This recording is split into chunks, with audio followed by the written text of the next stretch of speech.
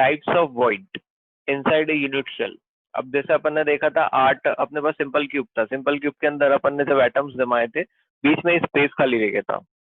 Basically 52% आपका भरा हुआ था, 48% खाली था। ठीक है, तो वो 48% को कंप्लीटली तो भर नहीं सकते। उसको भरने के लिए अगर अपन दूसरे एटम्स पे फिट करें तो एटम्स क्या होते हैं वहाँ पे, स्फेरिकल होते हैं। तो जैसे अगर अपन डायग्राम देखें यहाँ पर,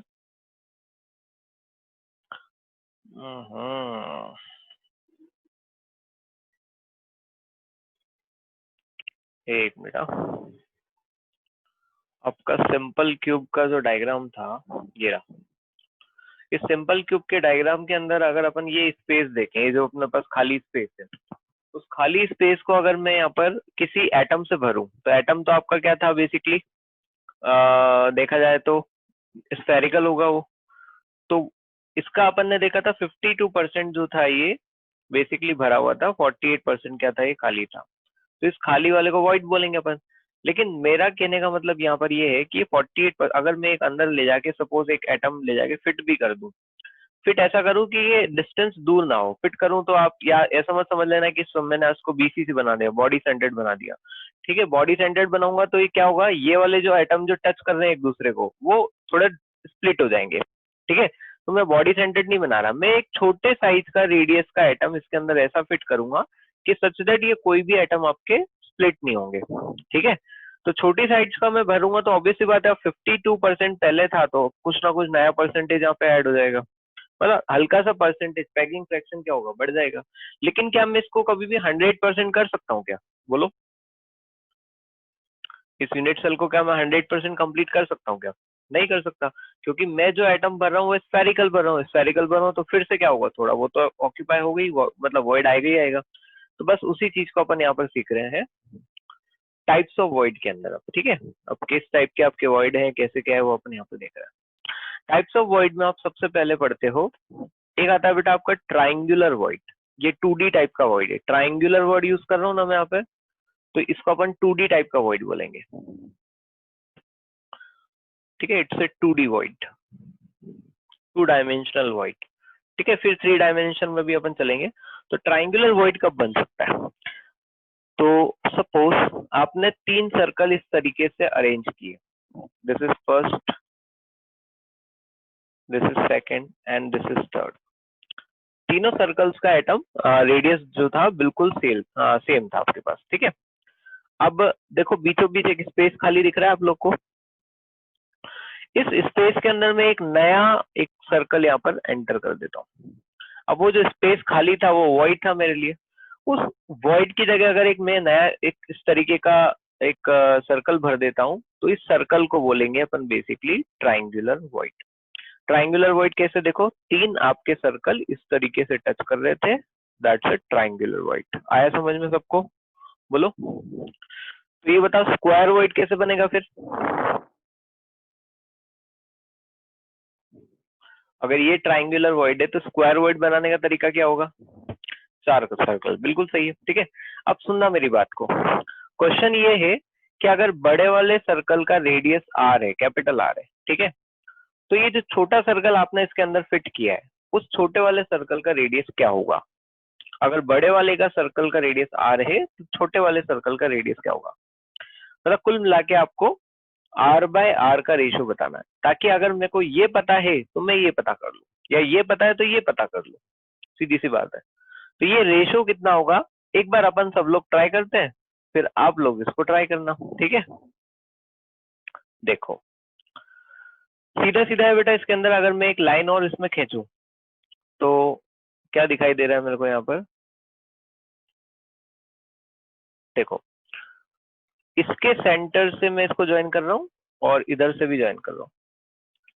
ठीक है, इसको मैं ए बोल देता हूँ, इसको बी बोल देता हूँ, इसको सी बोल देता हूँ, और इस पॉइंट को मैं पी बोल देता हूँ। इस छोटे वाले सर्कल के सेंटर को मैं पी बोल रहा हूँ। तो देखो वो वही ट्राइंगल में यहाँ पे ड्रॉ करने की कोशिश कर रहा हूँ, थोड़ा बड़े स्केल पे। तो बेटा ये वाली डिस्टेंस तो आपकी ए बी है, this distance is A B. In terms of R कितनी है ये डिस्टेंस, ए बी वाली जो डिस्टेंस है in terms of capital R कितनी है, बोलो जल्दी से? 2r, very good. तो that is a 2r distance. ठीक है, ये भी आर है और ये भी आर है, that is a 2r distance. अच्छा what about A P? A P है ना, ये ए सी नहीं है, ए पी वाला ले रहा हूँ, ये वाला ट्राइंगल ले रहा हूँ मैं। ए पी में देखो बड़ा आर और एक छोटा आर कवर हो रहा है क्या? तो what should I write this one? R plus R. समझ में आया ये? बोलो। तो अगर ये आर प्लस आर आएगा बेटा, तो ये क्या आएगा? आर प्लस आर, ये भी तो आएगा। ठीक है। अच्छा अब ये देखो, ये वाला जो एंगल है ये कितना होगा आपका? बड़ा वाला angle D A C angle कितना होगा? देखो ये 2r है, ये 2r है, ये 2r है, इट्स इक्विलेटरल ट्राइंगल। तो ये एंगल आपका कितना होगा? 60 डिग्री का। तो ऑब्वियस सी बात है, जब आप इसको एक सेंटर से कनेक्ट करोगे तो ये बिल्कुल इसके सेंटर पे आएगा, तो ये वाला एंगल कितना होगा? दिस एंगल कट, आधा कट हो जाएगा। एक तरीके से इसका एंगल बाइसेक्टर ही बोल सकते हो इसको। तो दैट इज ए 30 डिग्री। ठीक है। अब जरा एक काम करो, आप चाहो तो इस 2r को कैसे लिख सकते हो, एक नए अंदाज में लिख सकते हो। देखो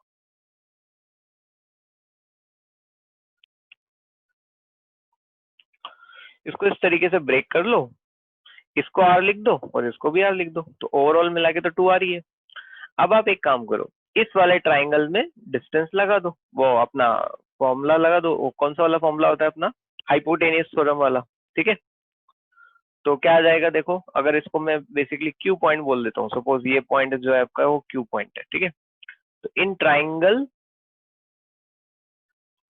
ए क्यू पी, तो व्हाट का I can write A P का square must be equal to A Q का स्क्वायर प्लस क्यू पी का स्क्वायर।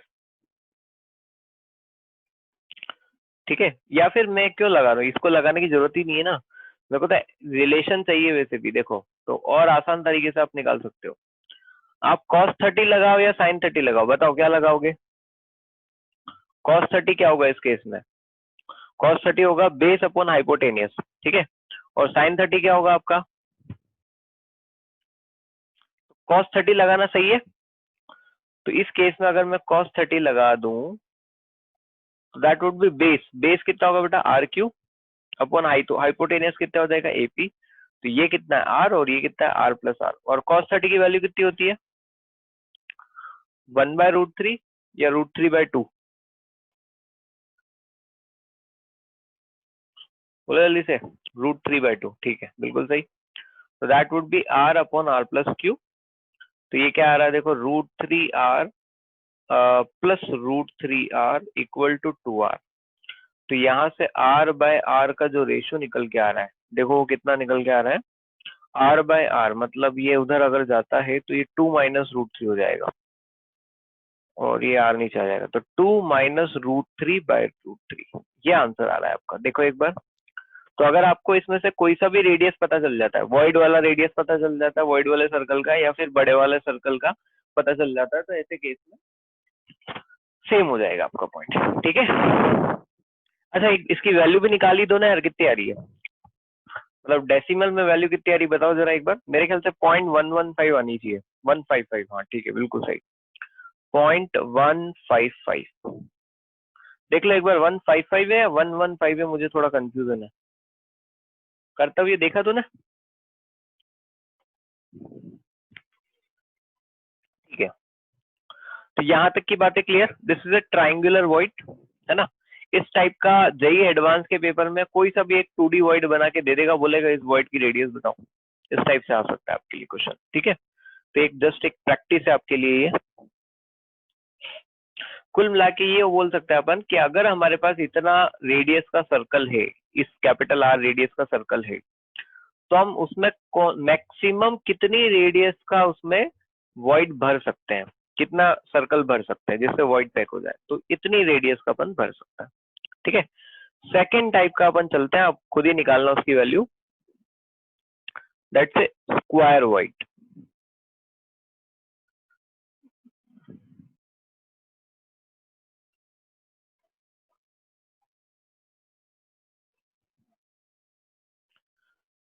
अब इसका आर और आर में रिलेशन आप खुद ही बताना।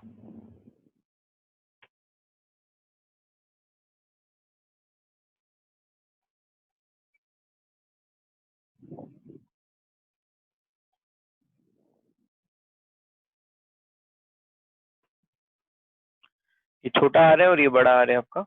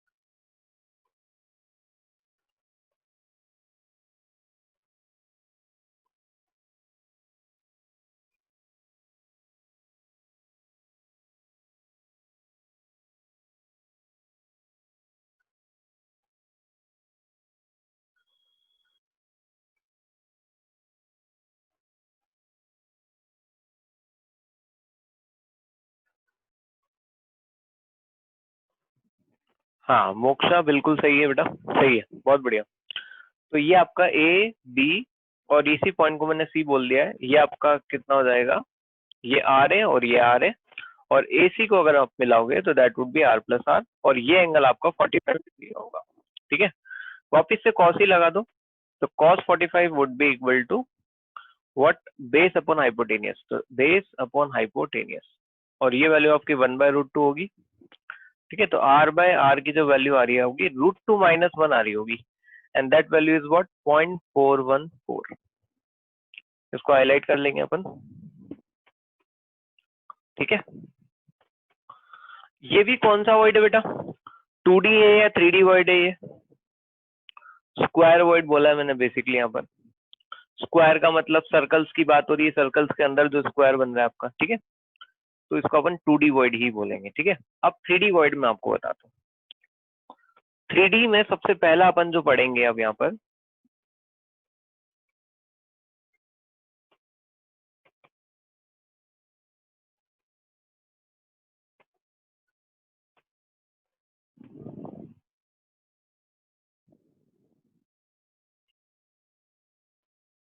Tetrahedral void.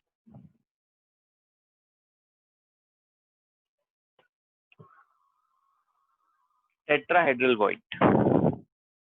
ठीक है, अच्छा लिखना था, लिखो।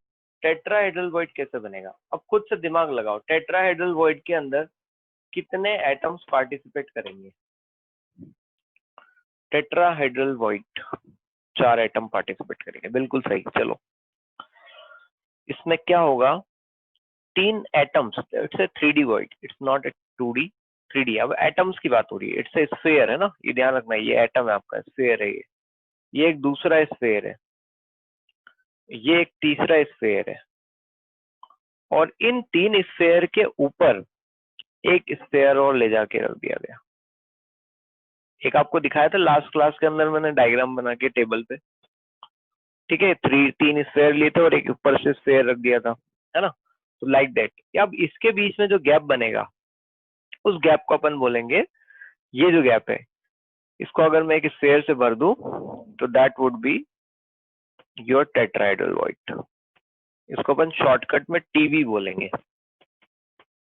ठीक है, नहीं इससे पहले अपन ने सर्कल लिया था भाई, 2D में पढ़ रहा था, 2D और 3D में डिफरेंस समझ।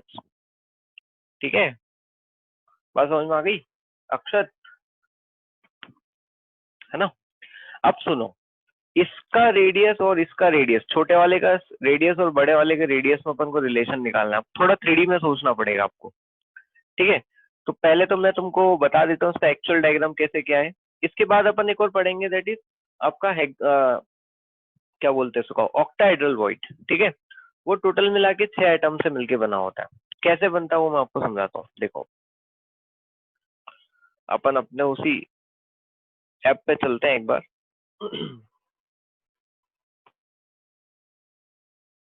देखो आप, ये टेट्राहेड्रल वॉइड की पोजीशन देख लो आप, 3 एटम नीचे रखे हुए हैं और एक एटम ऊपर। अब ये कैसे टच कर रहे हैं एक दूसरे को, ये देखो आप।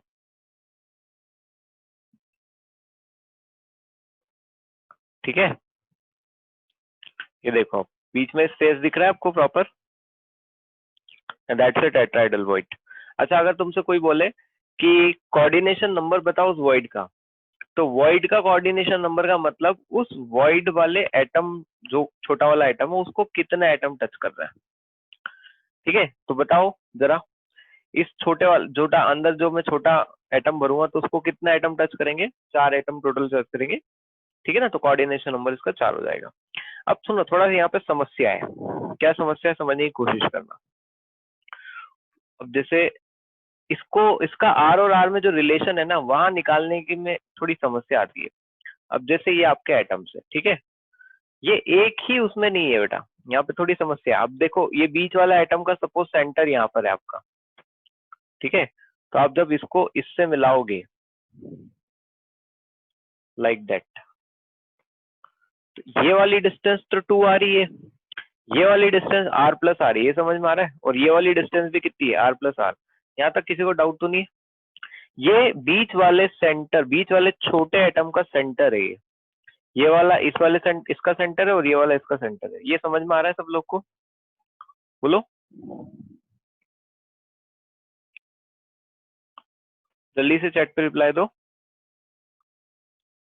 ठीक है, तो ये वाला का सेंटर ये रहा, ये आपको दिखाई दे रहा है, और ये वाले का सेंटर ये रहा, ये आपको दिखाई दे रहा है, और ये बीच वाला जो छोटा एटम आपने अंदर यहाँ पे प्लेस किया है उसका सेंटर है।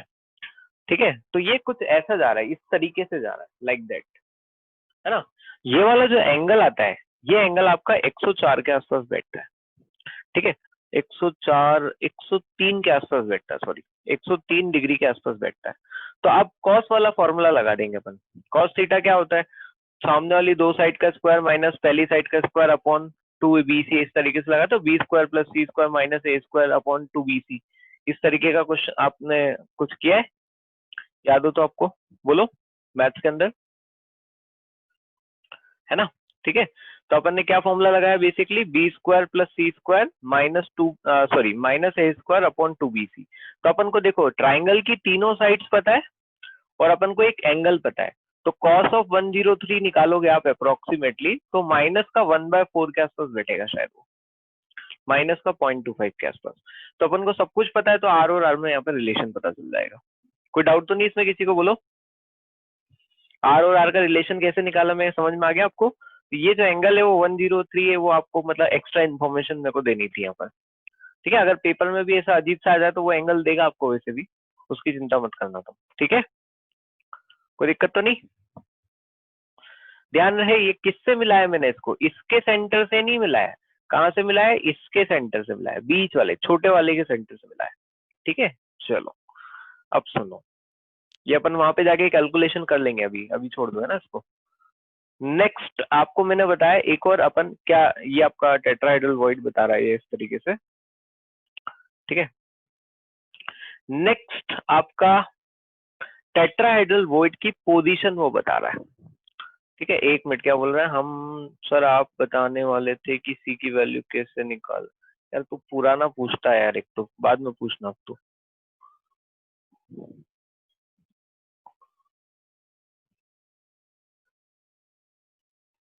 चलो ठीक है, अब सुनो, उस वॉइड की पोजीशन, एक क्यूब के अंदर उस वॉइड की पोजीशन अपन को निकालनी है। सपोज ये आपका सिंपल क्यूब है और सिंपल क्यूब के 8 कॉर्नर भरे हुए हैं, लेकिन उस 8 कॉर्नर में से यहाँ पे कितने कॉर्नर शो किए हुए इस फिगर के अंदर, जरा बताओगे। एक सिंपल क्यूब मैंने लिया है, उसके 8 कॉर्नर भरे हुए हैं, ये दिमाग में रख के चलो, लेकिन अभी मैंने कौन से शो किए हुए, 4। ये 4 कॉर्नर कौन कौन से देखना, क्या ये सब कुछ अल्टरनेट है क्या एक दूसरे के, देखो जरा एक बार, अगर आप ठीक से देखोगे, they all are alternate to each other. देखो ये इसका बगल वाला नहीं है, इसका बगल वाला नहीं है, इसका बगल वाला भी नहीं है, कौन है, इसका सामने वाला। ठीक है, इसका बगल वाला नहीं है, इसका बगल वाला नहीं है, इसका बगल वाला नहीं है, कौन है, इसके सामने वाला है। इसका बगल वाला नहीं है, इधर नहीं है, इधर नहीं है, कौन है, इसके सामने वाला। मतलब सारे एक दूसरे के फेस डायगनल है। देखो एक बार ढंग से समझ में आया, इमेजिन करो, एक इस कॉर्नर का है तो उसके नीचे वाला कॉर्नर का, फिर उसका अपोजिट कॉर्नर का, फिर उसके अपोजिट कॉर्नर का। क्या ये चारों आइटम की पोजीशन क्लियर है आपको, बोलो। अब सुनो, नेक्स्ट मैं जैसे ही नेक्स्ट क्लिक करूंगा क्या होगा देखना आप, देखते जाओ। कोई वॉइड बनता हुआ नजर आ रहा है, बोलो। कोई वॉइड बनता हुआ नजर आ रहा है, कैसा अरेंजमेंट है, 3 एटम रखे हुए हैं और एक एटम ऊपर से रख दिया अपन ने, कौन सा वाला वॉइड है ये, कोई बताएगा। टेट्राहेड्रल वॉइड है। देखो ये 3 एटम आपके, ये नीचे वाले 3 एटम और ये ऊपर से एक एटम रख दिया, 3 एटम नीचे, ऊपर से एक एटम रख दिया। क्लियर हुआ। तो एक बात बताओ, 4 वो कॉर्नर अपन ने लिए, कौन से अल्टरनेट कॉर्नर लिए, तो एक टेट्राहेड्रल वॉइड बना। तो अभी 4 और अल्टरनेट कॉर्नर बचे कि नहीं बचे वहां पे, बताओ। ठीक है, तो इसका मतलब एक सिंपल क्यूब के अंदर कितने टेट्राहेड्रल वॉइड पॉसिबल है, एक सिंपल क्यूब यूनिट सेल के अंदर कितने टेट्राहेड्रल वॉइड पॉसिबल है, 2। बिल्कुल सही। पिक्चर क्लियर, दिमाग में बिल्कुल क्रिस्टल क्लियर। कि हाँ एक सिंपल क्यूब के अंदर हमको हर अल्टरनेट को मिला दे तो एक से एक टेट्राहेड्रल वॉइड 4 अल्टरनेट से बनेगा, दूसरा टेट्राहेड्रल वॉइड अदर 4 अल्टरनेट से बनेगा, टोटल मिला के आपके पास 2 टेट्राहेड्रल वॉइड वहां पे आएंगे। ठीक है बेटा, पक्का? चलो, कुल मिला के एक जनरलाइज शॉर्टकट दे रहा हूँ तुमको यहीं पर, आगे जाके समझ में आई चीजें नहीं आए, लेकिन ये शॉर्टकट समझ में आ जाएगा। ठीक है, वॉइड का शेप स्फेरिकल आ रही है, जो भी अपन वॉइड है उस वॉइड के अंदर अपन स्फेयर भरेंगे, छोटा स्फेयर भरेंगे। अब ठीक है, जैसे ये एटम है तो एटम की जगह एटम ही तो भरेगा। ठीक है, तो जहाँ पे स्पेस खाली है वहां पे एक छोटा एटम भरूंगा, ये बड़ा एटम का साइज है तो वहां पे एक छोटा एटम का साइज भर दूंगा। क्लियर है? तो इट्स ए स्फेयर, है ना, ये दिमाग में रख ले। अच्छा, अब एक और बात मैं तुमसे जो बोलना चाह रहा था, दैट इज जनरलाइज कर रहा हूँ, शॉर्टकट दे रहा हूँ कि किसी यूनिट सेल के अंदर नंबर ऑफ टेट्राहेड्रल वॉइड कैसे निकाले जाते हैं। तो सिंपल क्यूब के अंदर इफेक्टिव नंबर ऑफ एटम कितने होते हैं? सिंपल क्यूब के अंदर इफेक्टिव नंबर ऑफ एटम कितने होते हैं? दैट इज जेड की वैल्यू कितनी होती है? 1। तो उसके अंदर टेट्राहेड्रल वॉइड की वैल्यू 2z है, that is 2। That's a shortcut, just double कर दो। ठीक है, बात समझ में आ रही? अब आगे, अगर मैं तुमसे बोलूं बॉडी सेंटर्ड क्यूब है तो टेट्राहेड्रल वॉइड का कितने होंगे वहां पे? इमेजिन मत करने बैठो, शॉर्टकट दो डायरेक्ट। अगर बॉडी सेंटर्ड है मेरे पास, body centred cube unit cell, तो उसके अंदर नंबर ऑफ टेट्राहेड्रल वॉइड कितने आने वाले हैं? 4। और अगर मेरे पास एफसीसी है तो उसके अंदर नंबर ऑफ टेट्राहेड्रल वॉइड कितने आने वाले हैं मेरे पास? 8। बिल्कुल सही, 4 इफेक्टिव होते हैं, इंटू 2 कर दो, डबल हो गया। तो दैट्स ए शॉर्टकट। अब मैं आगे से ये नहीं बोलूंगा कि दिमाग लगाओ कि कहाँ पे वो मौजूद है, ठीक है, वो दिमाग लगाएंगे तो पगला जाएंगे अपन। एफसीसी के अंदर जरूर मैं ट्राई करूंगा क्योंकि उसके क्वेश्चन बहुत अच्छे बनते हैं। ठीक है ना, एक मिनट, एक डाउट और आया था किसी का, उसको देख लेता हूँ मैं।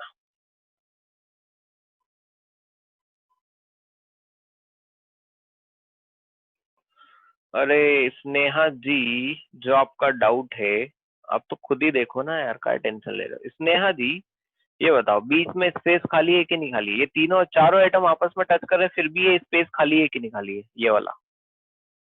तो यहाँ पे एक लाके एक छोटा सा एटम फिट कर सकता हूँ नहीं कर सकता हूँ, ये बताओ आप तो। एक छोटू सा एटम यहाँ पे अगर मैं भर दूं तो काम चलेगा नहीं चलेगा, बताओ? तो दैट्स ए वॉइड। आप समझ में आई? इसी को अपन वॉइड बोल रहे हैं और इसी का नाम अपन ने क्या दिया है? Tetrahedral void.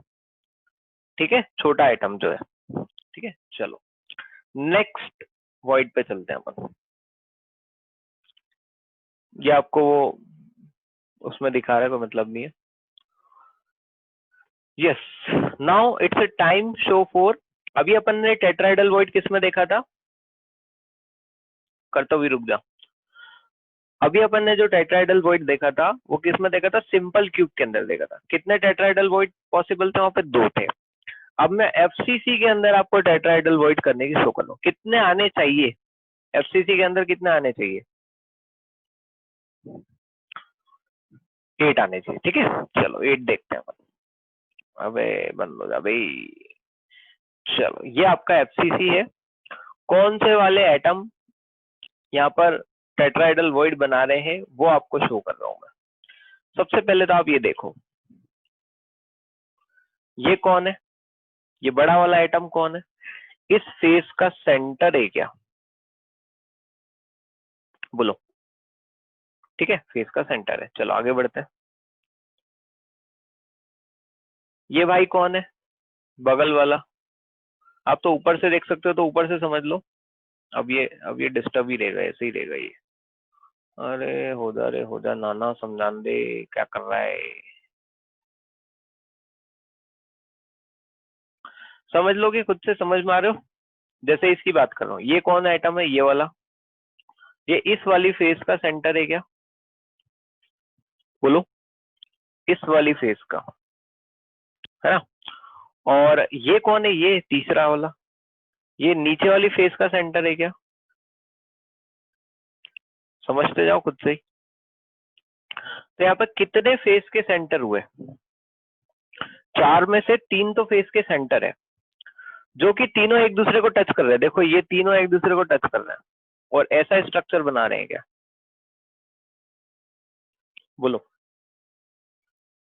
पहले बताओ, ये 3 एटम, ये और ये वाला नीचे वाला, क्या ये तीनों एटम ये वाला स्ट्रक्चर बना रहे हैं क्या, एक दूसरे को टच करके? पहले हाँ या ना में जवाब दो। अब इस कॉर्नर वाला एटम को देखो, ये कौन है? कॉर्नर वाला एटम है आपका ये कॉर्नर वाला एटम इन 3 के जस्ट ऊपर ही रखा गया है क्या ऐसे? बोलो, ठीक है। तो यहाँ पर इनके बीच में, कहीं ना कहीं इनके बीच में, यहाँ पर इस साइड कौन सा वाला वॉइड दिखाई दे रहा है? बोलो, 3 एटम और उसके ऊपर एक टेट्राहेड्रल वॉइड बनता हुआ नजर आ रहा है। ठीक है, अब इसको अपन थोड़ा ट्राई भी करते हैं समझने की 3D के अंदर। अब आप खुद देखो, खुद से समझने की कोशिश करो। ये देखो, ये 3 एटम आपके, अब मैं एक हाथ इधर रखूंगा तो समझ नहीं पाऊंगा। ये जो 3 एटम आपके दिख रहे हैं, ये नीचे वाले 3 आप एक दूसरे को टच कर रहे हैं और एक ऊपर से एटम बता गया। अच्छा, वो वॉइड का आप डायरेक्शन बता सकते हो क्या? मतलब इस क्यूब के अंदर अगर मैं यहाँ पर एक क्यूब बनाऊं, ठीक है, सपोज ये एक क्यूब है, तो उस वॉइड का डायरेक्शन किधर जा रहा है? इस एज के अलोंग जा रहा है, कि इस फेस के अलोंग जा रहा है, या इस बॉडी डायगोनल के अलोंग जा रहा है? 3 चीज बताइए। उस जो वॉइड है, उस वॉइड का जो सेंटर है, वो सेंटर कहाँ पे जा रहा है? वो एक एज के अलोंग जा रहा है, कि फेस डायगोनल के अलोंग जा रहा है, या बॉडी डायगोनल के अलोंग जा रहा है? आप खुद सोच के बताओ। वापिस इस फिगर को देखो एक बार ढंग से। ये आपके सामने फिगर ये रहा, उसका जो सेंटर है वो क्या बॉडी डायगोनल के अलोंग जा रहा है क्या? देखो एक बार ठीक से ढंग से, ठीक है। और नहीं भी समझ में आया तो कोई दिक्कत नहीं, मैं आपको दूसरे तरीके से समझाऊंगा। देखो आप, उसकी हेडेक नहीं है मेरे को। देखो आप समझो,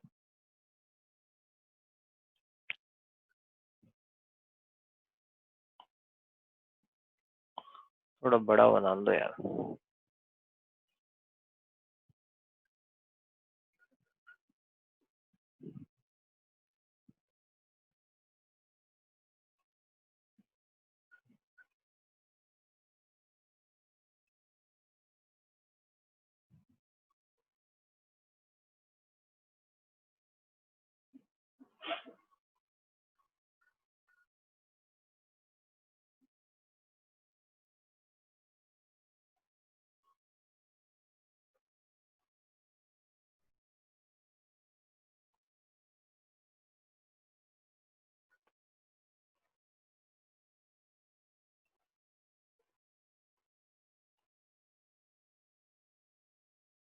याद है ये वाला ट्राइंगल आपको?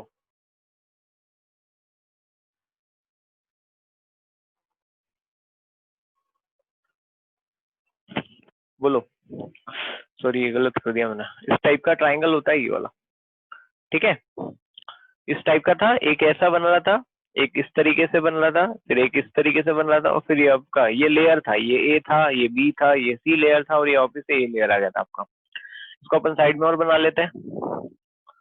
इस तरीके से था ये मामला कुछ। एक एटम तो ऐसे रखा गया आपका, बाकी एटम आपके इस तरीके से रखे गए हैं, 3 एटम ऐसे और बाकी एटम से। ये ट्राइंगल एक ऊपर वाला ऐसा था, नीचे वाला ट्राइंगल कुछ इस तरीके से था। अब देखो ये वाला जो एटम है, ये वाला, ये कहाँ रखा गया है? यहाँ पर। तो जैसे ही यहाँ पे रखोगे तो देखो ये एटम और ये एटम और उसके ऊपर एक एटम टेट्राहेड्रल वॉइड बनता हुआ नजर आ रहा है बीचों बीच। बोलो,